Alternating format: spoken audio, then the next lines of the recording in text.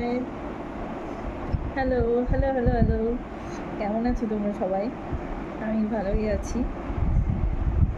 আমি জানি তোমরাও সকলে খুব ভালো আছো। তো আমার এই ব্লগটা আজকে একটা জিনিস জানার জন্য, সেটা হচ্ছে কদিন বাদে বৃন্দাবনে যাব আমরা 4-5 ফ্যামিলি, আমার বান্ধবীরা সবাই। তো আমার জানার একটাই প্রশ্ন হচ্ছে,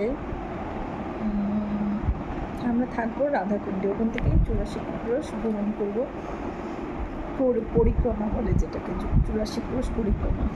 বৃন্দাবনে কোনো দিন যাইনি, জানিও না কোথায় যেতে হয়, কী করতে হয়, থাকার জায়গা কোথায়। তো আমাদেরকে যে নিয়ে যাবে সে বলছিল যে রাধাকুণ্ডতে থাকবে। তো ঘরের খুব প্রবলেম হচ্ছে রাধাকুণ্ডতে, সবই নাকি প্রায় বুক হয়ে গেছে। তো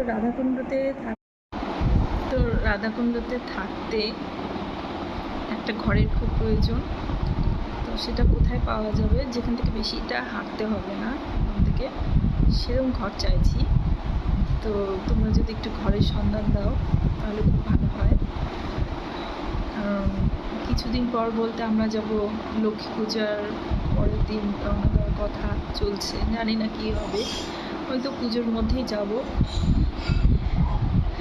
তো তোমরা যদি একটু সকলে কমেন্টস করো, তোমরা যদি কেউ বৃন্দাবনে গিয়ে থাকো তো সকলে একটু কমেন্টস করো যে রাধাকুণ্ডের কোথায় ভালো থাকার খাওয়ার ব্যবস্থা রয়েছে।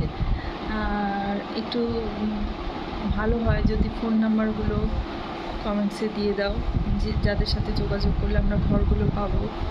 আমি জানি তোমরা অনেকেই বৃন্দাবনে গিয়েছো, ওই জন্যই বলছি। আর আমরা তো চাইনি